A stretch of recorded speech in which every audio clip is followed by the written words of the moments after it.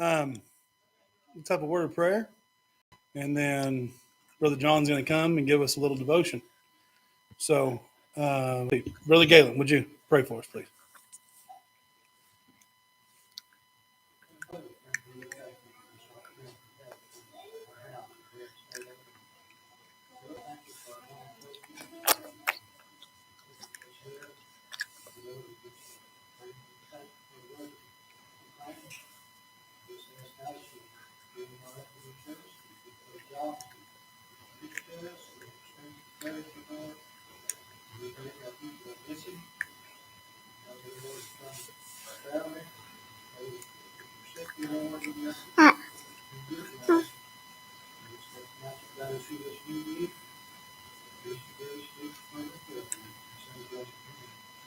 Amen. Come on up, Brother John.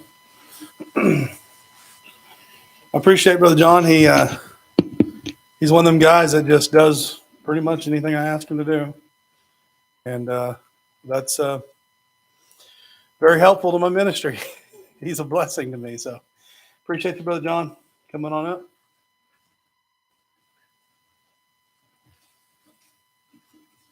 Hello, folks. It's been a while since I stood up here, so sure it's about time. Did a little bit of reading. We're going to be in Genesis 19. We're going to be staying there. I ain't going to be bouncing around a whole lot.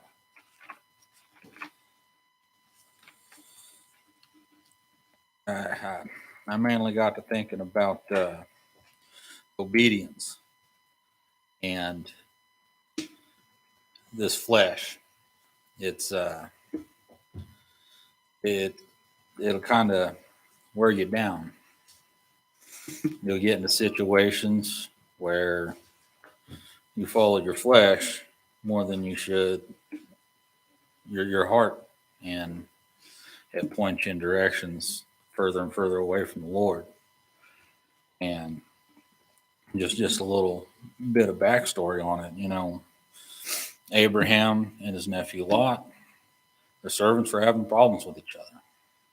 So Abraham told Lot to pick a place, and Abraham was going to go the other way. That way there wasn't any more problems, trying to keep the peace.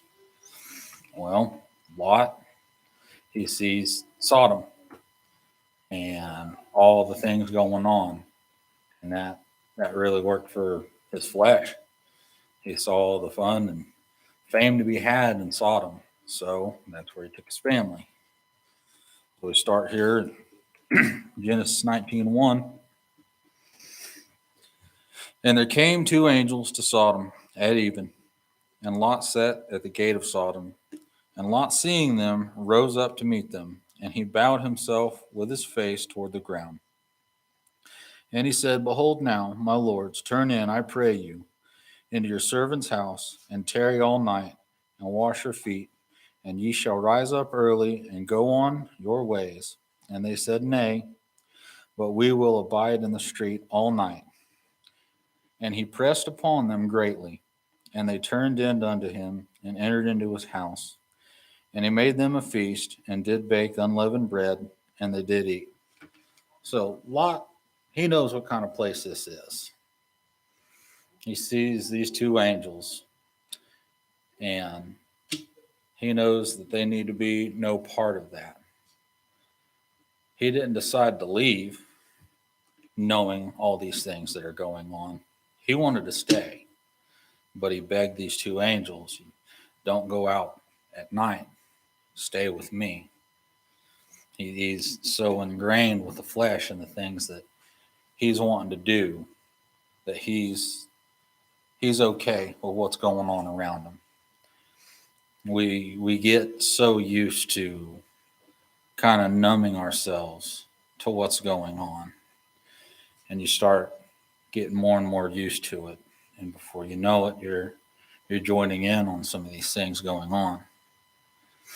So it's very human to be stuck and wanting to just keep doing what makes you feel good, what makes you happy, and you're not focusing on the Lord and the things you need to be doing. It's a slippery slope.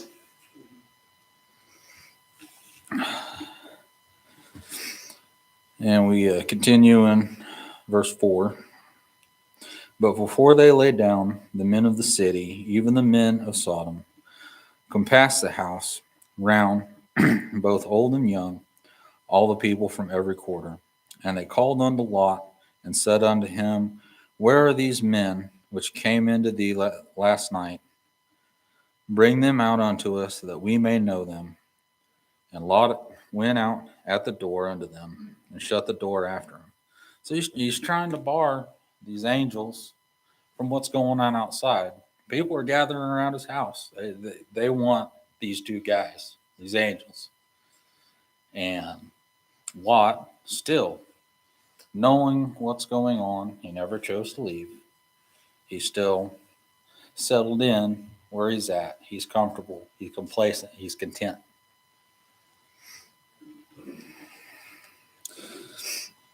And said, I pray you, brethren, do not so wickedly. Behold, now I have 2 daughters, which have not known man. Let me, I pray you, bring them out unto you, and do ye to them as is good in your eyes. Only unto these men do nothing, for therefore came they under the shadow of my roof.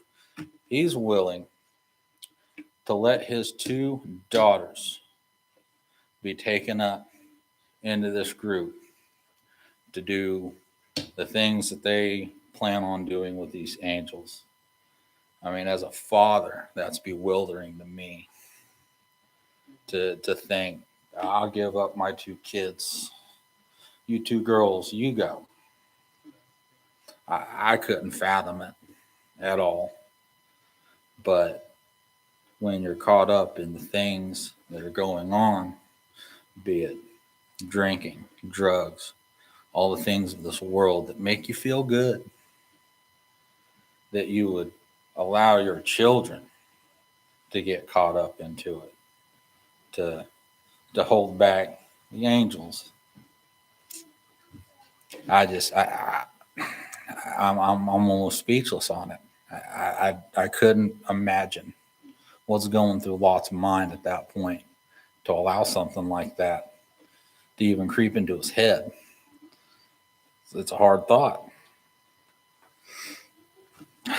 And they said, Stand back. And they said again, This one fellow came in to sojourn, and he will needs be a judge. Now will we deal worse with thee than with them. And they pressed sore upon the man, even Lot, and came near to break the door. So these guys, they're pretty much telling Lot, if you don't send these 2 out, we're going to do worse to you than we would have to them. So make up your mind. Whose side are you on here? And I've known people that have wanted me to join in all those things and saying, if you don't do this, you're going to get it. It's rough.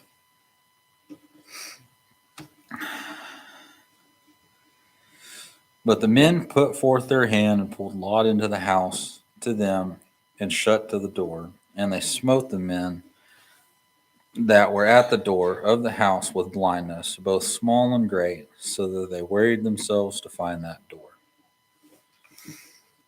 So these angels, they pulled open the door, they grabbed Lot, they yanked him inside. Get in here. And blinded the people outside of the house to get them to subside just a little bit.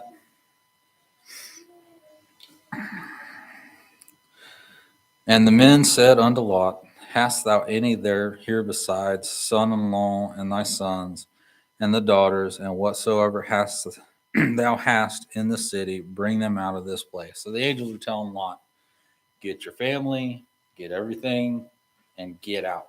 Just get out of here. For we will destroy this place, because the cry of them is waxen great before the face of the Lord, and the Lord hath sent us to destroy it. So Lot's Lot's getting told, this place is about to crumble. You need to get out of here now.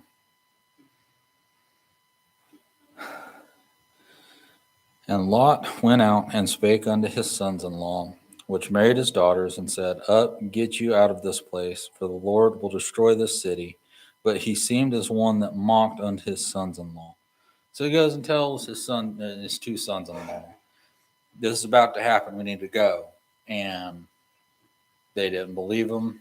They wanted to stay. They wanted to stay in the flesh and do things of the flesh. They were content. They were complacent. They were happy.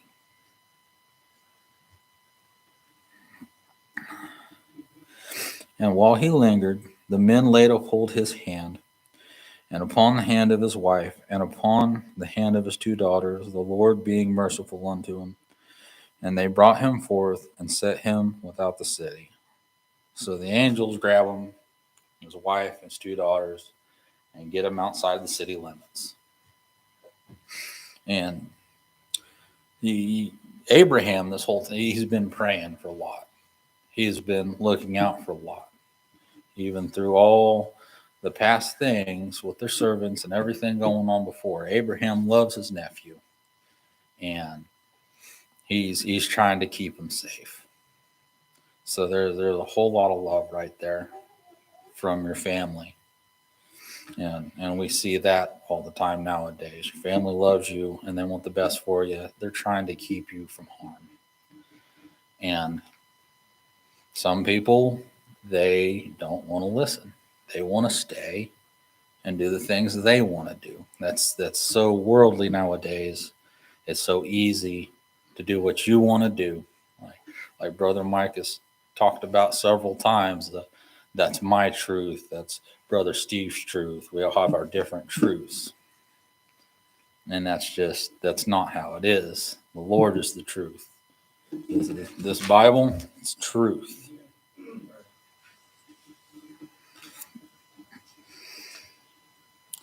Okay, at 17. And it came to pass, when they had brought them forth abroad, that he said, Escape for thy life. Look not behind thee. That's a key sentence right there. Look not behind thee. Neither stay thou in all the plain. Escape to the mountain, lest thou be consumed. And Lot said unto them, O not so, my Lord. Behold, now thy servant hath found grace in thy sight, and thou hast magnified thy mercy, which thou hast showed unto me in saving my life. And I cannot escape to the mountain, lest some evil take me and I die. So, Lord's telling them, or the angels are telling them, go to the mountain, get out of here, get as far away as you can. And he's worried about going to the mountains, that he's going to end up dying, or some evil is going to befall him. He says, Behold now, this city is near to flee unto, and it is a little one. Oh, let me escape thither. It is not a little one, and my soul shall live. And he said unto him, See, I have accepted thee concerning this thing also, that I will not overthrow this city for the which thou hast spoken. Now they're talking about Zoar, and that's the place that Lot decides he's going to go to. And so he's being told that the destruction of Sodom and Gomorrah will wait until he is in Zoar, so that he's plenty of way away and he can be safe with his wife and daughters. Haste thee, escape thither, for I cannot do any things till thou be come thither. Therefore the name of the city was called Zoar. The sun was risen upon the earth when Lot entered unto Zoar. Then the Lord rained upon Sodom and upon Gomorrah brimstone and fire from the Lord out of heaven. And he overthrew those cities, and all the plain, and all the inhabitants of the cities, and that which grew upon the ground. So he gets to Zoar. The Lord topples both cities. They're gone. They're done for. So the Lord, being faithful to his word, waited until Lot was safe and away. And that should have clicked something in Lot's mind, you would think, to be more obedient, to listen and to understand this is where you need to be and not need to be. This is what you need to do and not do. And then verse 26, but his wife looked back from behind him, and she became a pillar of salt. So they were told, don't look back. Keep your eye on the prize. Go this way. Don't worry about what's going on behind you. She turned around. Now, you ever see the little packages of salt you get with, the fork and the knife? She could have seasoned a whole lot of steaks because she was just a pillar of salt. And it's from disobedience. She didn't listen.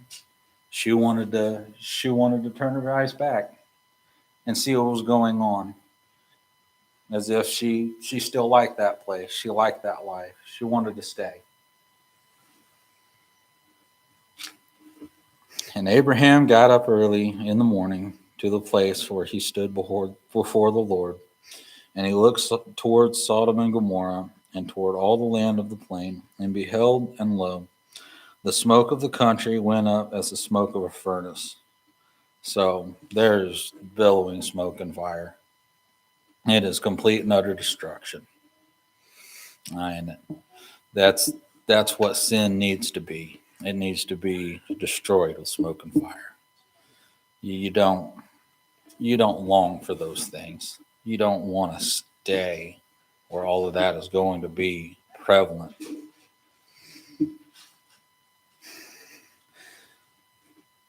And it came to pass, when God destroyed the cities of the plain, that God remembered Abraham and sent Lot out of the midst of the overthrow, when he overthrew the cities in which Lot dealt. So Abraham knows Lot's safe at this point, correct? And that has to be a very comforting feeling. That's answered prayers right there. He knows Lot's good. He's out of the place that has been prayed about so much in all this time that Lot stayed there, because Abraham knew what kind of place Sodom was. And he knew that Lot needed to be gone. It all comes down to the sins of the flesh, wanting what you want. It's not about what you want, it's what God wants for you. And you can't go by your plan, because bad things will happen, and they will continue to happen till you have that light bulb moment and realize that the Lord's trying to take care of you and stop you from doing these things, or it's too late. It's like salvation. You either continue to do the things that make you feel good and are an eyesore to God, or you come to the Lord and you forsake those things. You can't be attached. And that's what Lot was. He's just attached to all these things going on and the place that he felt safe and secure in. He was okay being around these things. And that's such a humanly thing to do. I spent years around that stuff, and I partook in some of those things of this world. So I can resonate somewhat. I understand how easy it is to get drawn in. You get around your friends, and we're going to go do this. We're going to go out in the woods. We're going to have a party. Yeah, it sounds great. I can't wait. Looking forward to Friday. Done it many times. And it took a lot of prayers. I'm sure a lot of prayers from the folks in here. My grandmother, I know she prayed for me all the time. Grandfather too. It took a while for me to turn things around, because I was so used to, my buddies are going out in the woods. We're going to go drink. We're going to go do these things. It's going to be fun. It's going to be great. I can't wait. I wasn't in this for a long time. I'm a far cry better person now than I ever was then. So there's just something about Genesis 19, at least the first chunk, that really resonates with me. I can understand how easy it is, because all it takes is a little temptation. That's it. A little temptation. Man, that sounds so fun. I'm going to go do that. And it can compile. And before you know it, you're neck deep in it. There's a feeling like there's no way back. There's no way out. Might as well just keep going. It's a sad, sad thing. And that's how a lot of today's world is, especially the youth. We've got phones and Instagram and everybody doing these things that glamorize terrible, terrible stuff. And it's so easy to look at that and say, it can't be all that bad. You get desensitized to it. And eventually it becomes the norm. We need to get back to what's right. What's right. You get hung up on all these things that's going on in the world today. You can convince yourself very easily that it's not that big of a deal. What's on TV? I was thinking back in the early 90s when, some offensive cartoons was the worst thing on TV. And that's nothing compared to what's going on today. Music, the same way. It didn't seem that bad when you look back on what was going on in entertainment. And it's terrible today. A lot of people make allusions to modern day New York and LA, to Sodom and Gomorrah. And I can see it. Child trafficking. It's at an all-time high right now. Maybe it's got more national recognition. I don't know. But it's wrong. It is terrible. But there are certain circles trying to normalize that. This country, it's losing its sight, and it's because many people put this down. Don't need it. It's just a book. It's fairy tales. I've heard so many people tell me how this book is full of lies and fake stories. This is the truth. And it needs to make a big comeback, or this country is going to crumble and burn like Sodom and Gomorrah. I think that's about all I got. I hope you enjoyed it. I tried to make it. Usually I get up here and I start talking really fast and I rush through things because I'm not a big fan of being in front of people. So I appreciate your time. Brother Kelly, if you'd end us in prayer. Thank you for the time we've been in your house this afternoon. We just ask that you to go with us now as we leave here, as we start a new week, Lord, to the watch over us. Lord, we just thank you for the message. Thank you, Brother Jonathan, just the words that you gave him to speak to us today, Lord. Lord, just be with their families, watch over them, protect them, and be with those that are sick today. With Brother Tom, Macaria, brothers, Lord, we're praying for them, just lift them up, just heal them and comfort them. Just go with us now, forgive us our sins, and that's just in Jesus' name. Amen.